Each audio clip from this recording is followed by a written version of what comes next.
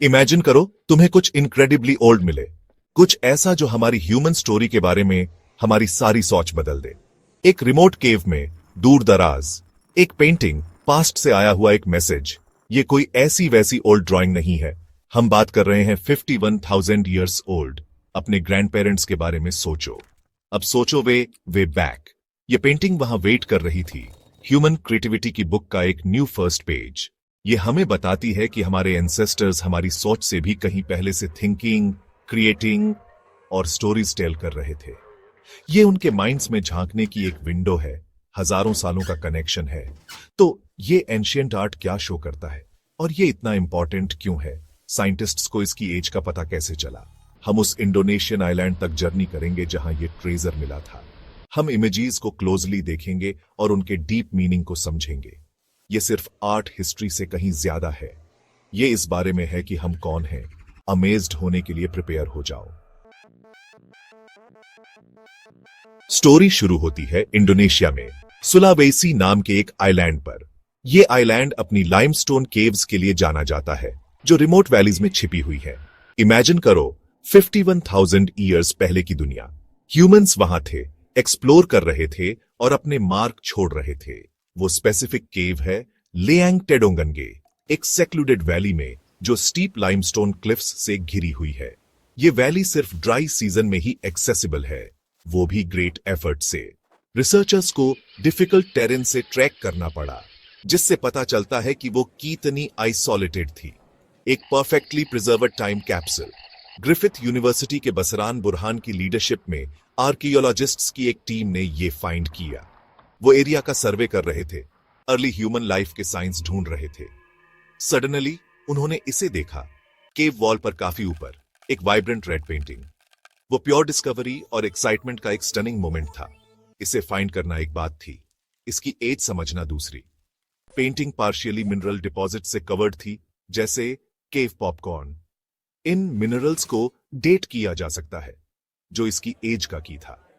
Team जानती थी कि यह स्पेशल है, सिर्फ कोई दूसरी केव पेंटिंग नहीं, बल्कि कुछ पोटेंशियली मच ओल्डर। एडवेंचर तो अभी शुरू ही हुआ था। तो उन्हें पेंटिंग में क्या मिला? मेन फिगर एक एनिमल है, एक सुलावेसी वॉटी पिग। ये पिग्स आज भी आइलैंड पर रहते हैं, हालांकि उनके नंबर्स कम हो रहे हैं। पेंटिंग काफी लार्ज है, ओवर 4 फीट लेंथ में और 54 सेंटीमीटर टॉल। पिग को प्रोफाइल में पेंट किया गया है, लेफ्ट की तरफ फेस करते हुए, बालों के एक शॉर्ट क्रेस्ट और हॉर्न लाइक वॉट्स के साथ। आर्टिस्ट अपने सब्जेक्ट को अच्छे से जानता था। डिटेल्स इतने हजारों सालों बाद भी काफी क्लियर हैं। इसे डार्क रेड ऑकर पिगमेंट से पेंट किया गया है। पिग के पास 2 ह्यूमन हैंड स्टेंसिल्स हैं, जैसे एंशिएंट सिग्नेचर्स हों। आर्टिस्ट ने अपना हैंड केव वॉल पर रखा, फिर उस पर पिगमेंट ब्लो किया, जिससे एक नेगेटिव इंप्रेशन बन गया। ये हैंड्स पिग को ऑब्जर्व करते हुए या उसके साथ इंटरेक्ट करते हुए लग रहे हैं, एक ह्यूमन टच ऐड कर रहे हैं। हो सकता है और भी फिगर्स हो। पेंटिंग परफेक्टली प्रिजर्व्ड नहीं है, पार्ट्स फेड हो गए हैं या फ्लैग्ड ऑन हो गए हैं। साइंटिस्ट सोचते हैं कि शायद एक और पिग डिपिक्ट किया गया है, शायद मैन पिग के साथ फाइट में या इंटरेक्ट करते हुए। ये एक सीन, एक स्टोरी सजेस्ट करता है, सिर्फ एक आइसोलेटेड एनिमल पोर्ट्रेट नहीं, एंशिएंट पेंट में कही गई एक स्टोरी।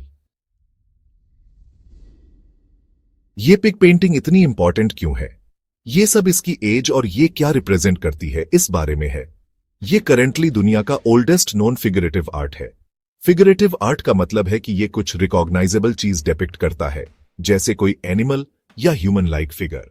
इससे पहले ओल्डर मार्किंग्स मिली थीं, पर वो मोस्टली एब्स्ट्रैक्ट सिंबल्स थे, सोचो लाइंस, जिगजैग्स या डॉट्स। लेकिन एक एनिमल की clear picture, that's a different level of art. ये एडवांस्ड कॉग्निटिव एबिलिटी शो करती है, दुनिया को डिटेल्ड, रिकॉग्नाइजेबल तरीके से रिप्रेजेंट करने की एबिलिटी। ये पिग सिर्फ एक डूडल नहीं था, ये एक डेलिब्रेट क्रिएशन था। ये डिस्कवरी ओल्ड आइडियाज को चैलेंज करती है। बहुत टाइम तक लोग सोचते थे कि सोफिस्टिकेटेड आर्ट सबसे पहले यूरोप में अपीयर हुआ। फ्रांस में शौवे या स्पेन में एल कैस्टिलो जैसी फेमस केव्स में अमेजिंग एंशिएंट पेंटिंग्स हैं। लेकिन ये इंडोनेशियन पिग ओल्डर है, कई 1000 ईयर्स से। ये हिस्ट्री के लिए एक बिग डील है। शो करता है कि अर्ली ह्यूमंस दुनिया के डिफरेंट पार्ट्स में लगभग सेम टाइम पर या even earlier complex art create कर रहे थे। आर्ट सिर्फ एक यूरोपियन इन्वेंशन नहीं था, ये एक यूनिवर्सल ह्यूमन ट्रेट था। ये फाइंडिंग आर्ट और ह्यूमन कॉग्निशन के डेवलपमेंट के लिए प्रीवियसली एक्सेप्टेड टाइमलाइंस को कंप्लीटली शेक अप कर देती है। आर्ट क्रिएट करने की एबिलिटी, स्पेशली इस तरह का फिगरेटिव आर्ट, सिंबॉलिक थॉट और स्टोरी टेलिंग की कैपेसिटी से लिंक्ड है। प्रीवियसली ओल्डेस्ट फिगरेटिव आर्ट लगभग 40,000 ईयर्स ओल्ड माना जाता था, जो मोस्टली यूरोप में मिला था।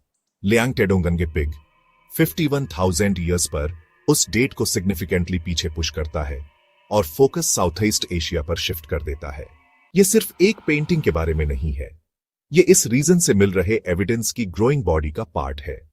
सुलावेसी और बोर्नियो में और भी एंशिएंट रॉक आर्ट साइट्स मिली हैं, जिनमें से कुछ tens of thousands of years पुरानी है।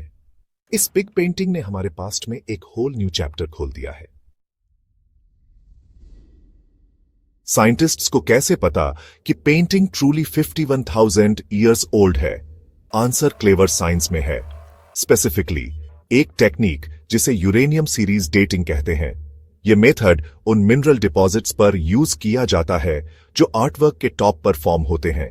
इन्हें कैल्साइट कंक्रीशंस या समटाइम्स केव पॉपकॉर्न कहते हैं।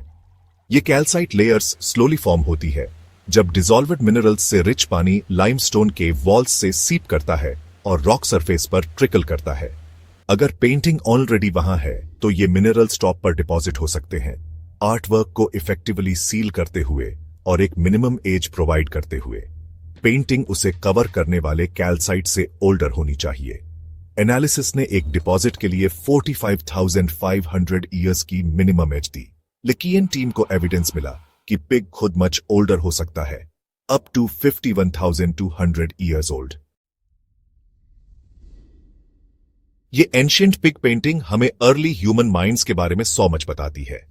ये शो करती है कि वो सिर्फ सरवाइव नहीं कर रहे थे, उनकी एक रिच इनर वर्ल्ड थी। उनके पास इमेजिनेशन की कैपेसिटी और खुद को एक्सप्रेस करने, एक मार्क छोड़ने, कम्युनिकेट करने की डिजायर थी। ऐसी विविड इमेज क्रिएट करने में जो स्किल इन्वॉल्व्ड है, उसके बारे में सोचो।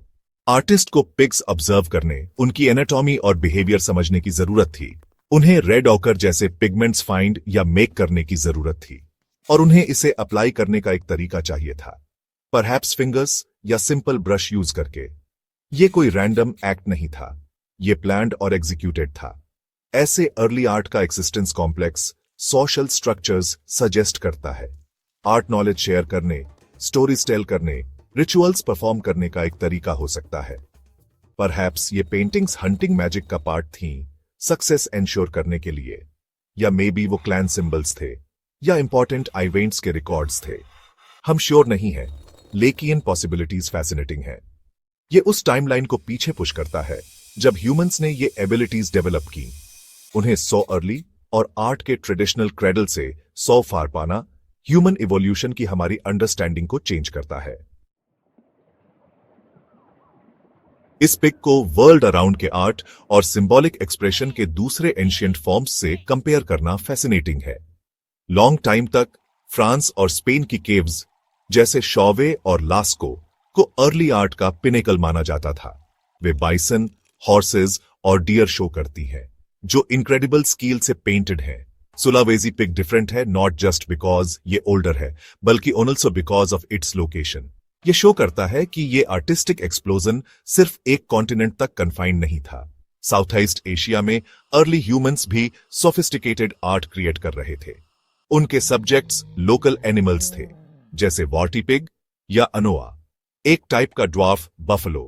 ह्यूमन माइंड की जर्नी, मार्क्स और इमेजेस के थ्रू कॉम्प्लेक्स आइडियाज एक्सप्रेस करना सीखना। तो फाइनल टेकअवे क्या है? ये 51,000 ईयर ओल्ड पिग पेंटिंग सिर्फ एक ओल्ड पिक्चर से मोर देन है। ये हमारे पास्ट से एक प्रोफाउंड लिंक है। ये एक शेयर्ड ह्यूमैनिटी का एविडेंस है जो डीप टाइम तक स्ट्रेच करती है।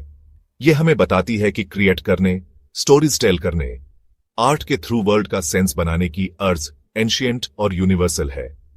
ये उसका पार्ट है जो हमें ह्यूमन बनाता है। लियांग टेडोंगन में हुई डिस्कवरी ने आर्ट हिस्ट्री बुक्स को रीराइट किया है। इसने हमारी असम्पशंस को चैलेंज किया है कि ह्यूमन कल्चर कब और कहां एक्सप्रेशन के सोफिस्टिकेटेड लेवल्स तक पहुंची। ये ट्रेडिशनल सेंटर्स ऑफ रिसर्च से बियॉन्ड देखने की इंपॉर्टेंस को हाईलाइट करता है। ये painting so many questions raise करती है। Who were these early artists? उनकी सोसाइटी कैसी थी? इस पिग का उनके लिए क्या मीनिंग था? ये एंशिएंट पिग एक रिमाइंडर है कि हमारी हिस्ट्री अभी भी लिखी जा रही है, या रैदर अभी भी डिस्कवर